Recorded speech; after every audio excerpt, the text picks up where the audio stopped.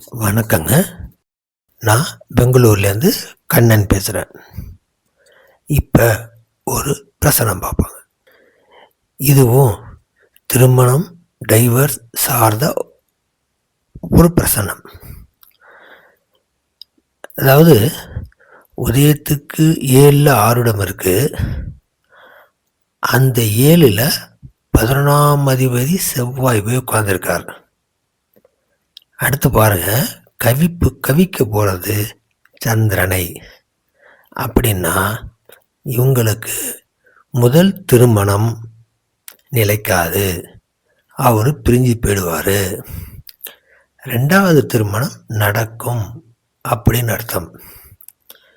இன்னொரு பிரசனம் போட்டிருந்தேன் முன்ன, அதில் பார்த்தீங்கன்னா இந்த 7ஆம் அதிபதி போய் 11ல் உட்காந்துருப்பார்.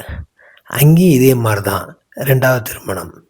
இங்கே பாருங்கள், 11ஆம் அதிபதி போய் 7ல் இருக்கார். அப்போ இதுவும் அதே மாதிரி 2ஆம் திருமணத்தை காட்டுகிறது.